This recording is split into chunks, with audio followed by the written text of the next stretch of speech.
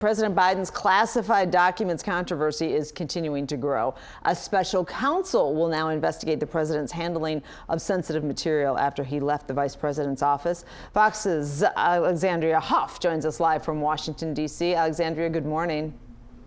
Good morning, Dina. Yeah, this comes at a time when President Biden's approval rating was finally inching upward. Legal uncertainty now lies ahead as another batch of documents was found at the president's private home yesterday.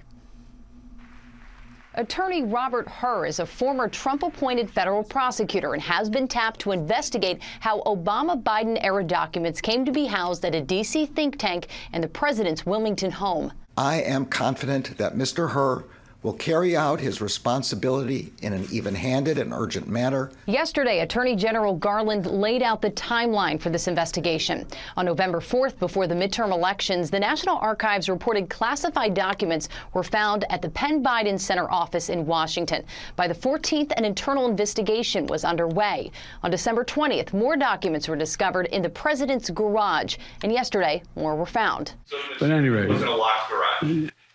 Yes, as well as my Corvette. But as I said earlier this week, people know I take classified documents and classified material seriously. Republicans are demanding that the president endure the same level of legal scrutiny as former President Trump, whose possession of classified documents prompted the August FBI raid of Mar-a-Lago.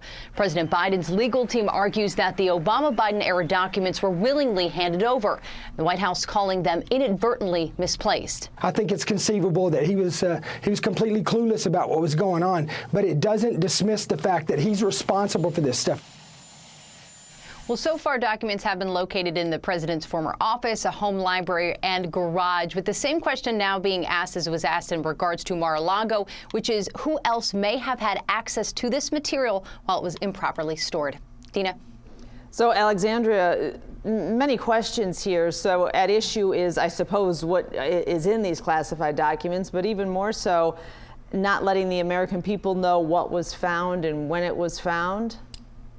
Yeah, that was a big question for the White House. This was early November when these documents were apparently discovered by one of President Biden's attorneys. It was then turned over. And with that, the White House says, hey, that was our version of transparency. We did turn over these documents in a timely fashion. The question of why the American people were not informed of this, that's still unclear.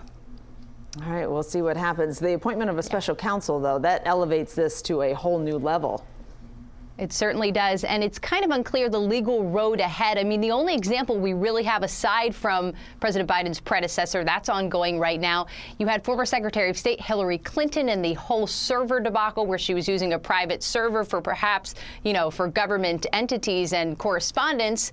She was eventually not prosecuted by the Department of Justice, so we've really never seen this play out in a way where any true consequences have been faced. All right. Thank you for the update. Fox's Alexandria Huff, live from Washington.